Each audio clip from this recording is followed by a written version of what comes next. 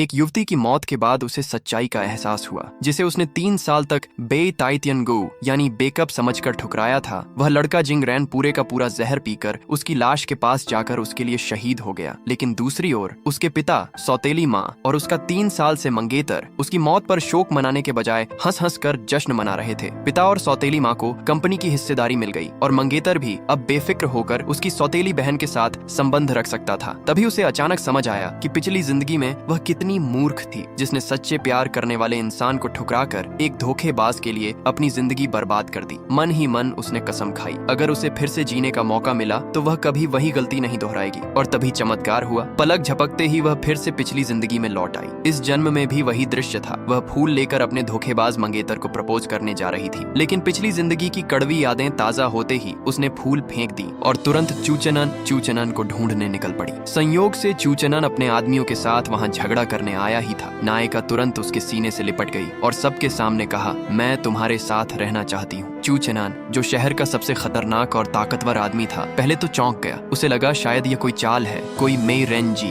Honey trap. लेकिन नायिका ने साफ कहा कि वह उसे छोड़कर कहीं नहीं जाना चाहती, बल्कि चाहती है कि वह उसे जीवन भर अपने पास कैद करके रखे। उधर पिता और सौतेली माँ का चेहरा देखने लायक था। वे सोच रहे थे कि चूचनन ने उसे बंधक बना लिया है, जबकि सच्चाई यह थी कि वह खुद उसकी बाहों में खुश थी। पिता ने फोन कर उसे बचाने का नाटक किया, लेकिन नायिका ने सबके सामने साफ कह दिया, मैं चूचनन से प्यार करती हूँ, न कि उस आदमी से जिसे तुम लोग मेरे लिए चुन रहे थे। यह सुनकर उसका मंगेतर गुस्से से पागल हो गया। उसे डर था कि अगर नायिका सचमुच चूचनन से शादी कर लेती तो उसकी संपत्ति और शेयर सब उसके हाथ से निकल जाएंगे। इसलिए सौतेली माँ ने फिर से षड्यंत्र रचा। पिछली जिंदगी की तरह उन्होंने उसे झूठा फोन कराया कि उसके पिता पहाड़ पर बेहोश हो गए हैं और तुरंत मदद चाहिए। पिछली बार नायिका इसी चाल में फंसी थी और उन्हें अपनी जान देनी पड़ी थी, लेकिन इस बार वह पहले से सावधान थी। उसने फोन पर कहा, ठीक है मैं आती हूँ, मगर वास्तव में वह सब समझ चुकी थी। बाहर निकलते ही उसने कुछ सब्जियां खरीदी और चूचनन के लिए खाना बनाने लगी। अब वह जानती थी ये पुनर्जन्म उसे बदला लेने के लिए मिला है। उसकी माँ की मौत, उसका खुद का कत्ल और उसकी विरासत पर कब्जा। इस बार हर एक कर्ज वह अपने पिता, सौतेली माँ और मंगेतर से ब्याज समेत वसूल करेगी। इसी बीच चूचनन पर उसके दुश्मनों ने हमला कर दिया। पिछली जिंदगी में वह अकेला रह गया था